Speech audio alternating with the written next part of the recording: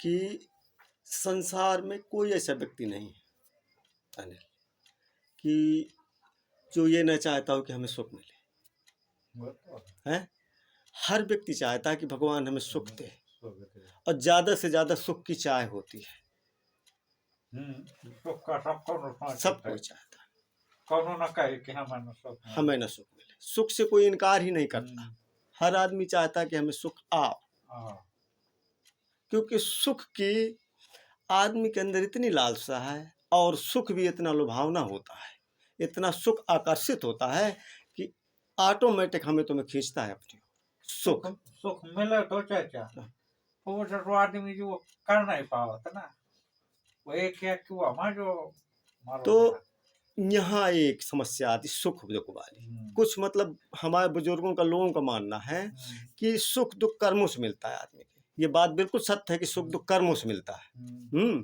लेकिन कुछ सुख दुख ऐसे होते हैं कि कर्मों से मिलते हैं हमें, और कुछ सुख दुख ऐसे होते हैं जो हमें प्रारब्ध से मिलते हैं, मुकद्दर से मिलता है, आदमी को नसीब से मिलता है। यही इसी तरह की एक कहानी है कि एक भक्त था भगवान शंकर जी का, भगवान भोलेनाथ का एक भक्त था, बहुत उनकी भक्ति किया करता था, और गरीब था। वो गरीब था, घर से वो भक्त गरीब था। तो एक दिन पार्वती जी ने जब उस भक्त की हालात देखी तो नजर पड़ी। भक्त जब पहुंचता है बार बार तो देखती है, तो पार्वती जी ने देखा उस भक्त को, तो भोलेनाथ से बोले कि महाराज, क्योंकि वैसे भी औरतें दयालु होती हैं। तो पार्वती जी ने कहा कि महाराज, अगर ये आपका भक्त इतना दुखी है, आप चाहा तो वही धन से परिपूर्ण कर सकते। तो भोलेनाथ ने कहा पार्वती जी से कि पार्वती जी, आप कहती ठीक है, लेकिन इसके नसीब में नहीं है। धन का सुख इसके नसीब में नहीं है, और जब इसके नसीब में नहीं है तो मैं कैसे दे सकता हूँ। तो पार्वती जी ने कहा कि आप सब कुछ कर सकते हैं। तो भोलेनाथ ने कहा पार्वती जी कि अगर आप नहीं मानती हैं तो देखो मैं तुम्हें प्रैक्टिकल करके दिखाता हूँ। भगवान भोलेनाथ ने शुरू की परीक्षा हुई। अब सुबह धीरे धीरे सुबह हुई। जब सुबह हुई, भक्त उनका भक्त फिर वही प्रक्रिया करने लगा, अपना मंदिर गया, फिर भगवान के नहा धो के भगवान के जब मंदिर गया, अब यहाँ पार्वती जी और भोलेनाथ जी देख रहे हैं उनकी पूजा और तपस्या दोनों, कि हमारा भक्त कैसे पूजा करता है। तो अब भोलेनाथ कहते हैं कि देखना पार्वती जी, इनके नसीब में धन का सुख नहीं है, और आप जिक्र करती हैं कि आप सब पूर्ण कर सकते हैं। अब भोलेनाथ जी कहते हैं कि नहीं है। पार्वती जी बोली कैसे। अब भगवान भोलेनाथ ने क्या किया कि उनके आगे वो जो पूजा पाठ उन लोगों ने कर ली, पति पत्नी दोनों ने पूजा करने के बाद वो अपने घर की ओर रवाना हो चले। जब घर की ओर चले तो भगवान भोलेनाथ ने क्या किया कि बीच रास्ते में धन से बंधी एक गठरिया डाल दी। बीच रास्ते में धन से, सोना चांदी से बनी।